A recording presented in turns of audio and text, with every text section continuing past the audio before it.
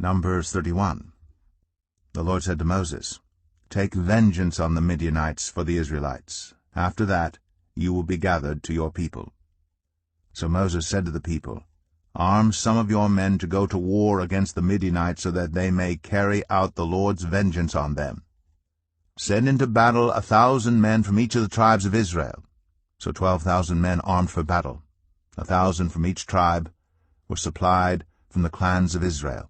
Moses sent them into battle, 1,000 from each tribe, along with Phinehas son of Eleazar the priest, who took with him articles from the sanctuary, and the trumpets for signaling. They fought against Midian, as the Lord commanded Moses, and killed every man.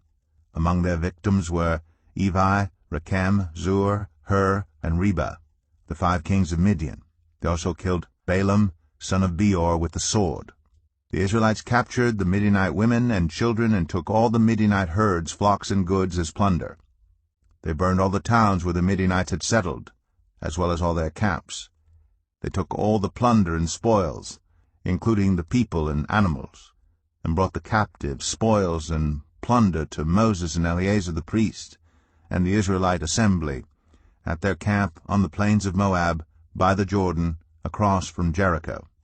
Moses, Eleazar the priest, and all the leaders of the community went to meet them outside the camp. Moses was angry with the officers of the army, the commanders of thousands and commanders of hundreds, who returned from the battle. "Have you allowed all the women to live?" he asked them. They were the ones who followed Balaam's advice and enticed the Israelites to be unfaithful to the Lord in the Peor incident, so that a plague struck the Lord's people. Now kill all the boys, and kill every woman who has slept with a man, but save for yourselves every girl who has never slept with a man. Anyone who has killed someone or touched someone who was killed must stay outside the camp 7 days. On the 3rd and 7th days you must purify yourselves and your captives.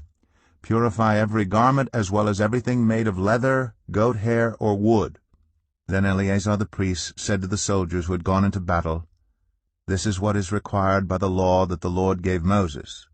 Gold, silver, bronze, iron, tin, lead, and anything else that can withstand fire must be put through the fire, and then it will be clean.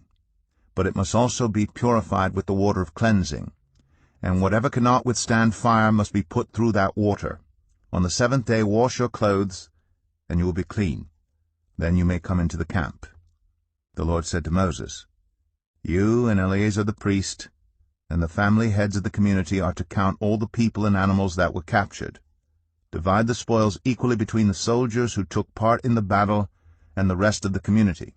From the soldiers who fought in the battle, set apart as tribute for the Lord 1 out of every 500, whether people, cattle, donkeys, or sheep.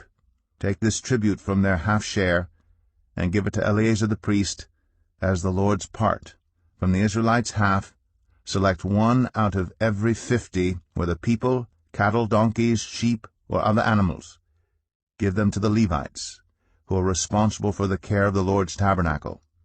So Moses and Eleazar the priest did as the Lord commanded Moses. The plunder remaining from the spoils that the soldiers took was 675,000 sheep, 72,000 cattle, 61,000 donkeys, and 32,000 women who had never slept with a man.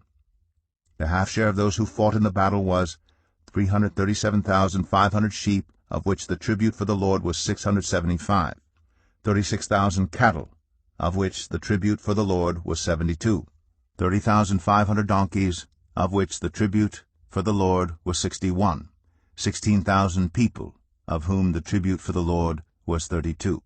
Moses gave the tribute to Eleazar the priest as the Lord's part, as the Lord commanded Moses.